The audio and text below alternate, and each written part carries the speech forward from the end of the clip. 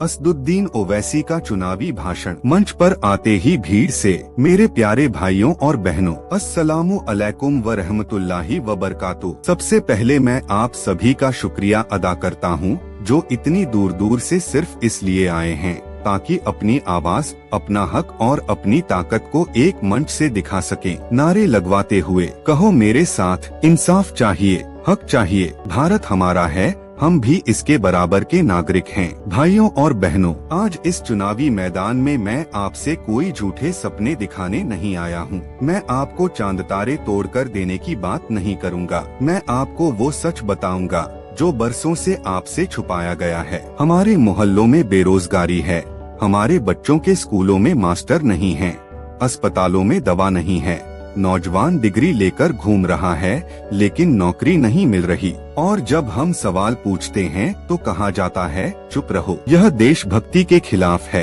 अरे सवाल पूछना देशभक्ति के खिलाफ कैसे हो सकता है? क्या गरीब को रोटी चाहिए यह मांग देशद्रोह है? क्या बच्चों को तालीम चाहिए यह गुनाह है? क्या हमें बराबरी चाहिए यह जुर्म है? भीड़ से बोलो भाइयों, जुर्म है, भीड़ नहीं। भाइयों और बहनों, आपसे आपका वोट लेकर आपके नाम पर राजनीति करने वाले चुनाव जीतने के बाद आपको भूल जाते हैं। उन्होंने आपको सिर्फ वोट बैंक समझा है लेकिन इंसान नहीं समझा। एमीन आपको सिर्फ वोट बैंक नहीं मानती बल्कि आपको बराबर का नागरिक मानती है। हम कहते हैं ये मुल्क सिर्फ एक जाति, एक मजहब, एक तबके का नहीं बल्कि हर एक नागरिक का है। और जब तक यह बराबरी नहीं मिलेगी हम आवाज उठाते रहेंगे, लड़ते रहेंगे, नारे लगवाते हुए कहो हम न डरेंगे, न झुकेंगे, न बिकेंगे, हमारा हक हमें चाहिए। सुन लो, चाहे संसद में हो या सड़क पर, मैं आपके हक के लिए बोलूँगा। जब NRC आएगा, CAA आएगा, आपके कागज पूछे जाएंगे तो मैं आपकी ढाल बनकर खड़ा रहूँगा। जब किसान पर हमला होगा तो मैं खेत में खड़ा रहूँगा। जब किसी मजलूम पर जुल्म होगा तो मैं अदालत में खड़ा रहूँगा। यह वादा सिर्फ मंच का नहीं, यह मेरी जिंदगी का है। लेकिन भाइयों, सिर्फ ओवैसी का मंच से बोलना काफी नहीं।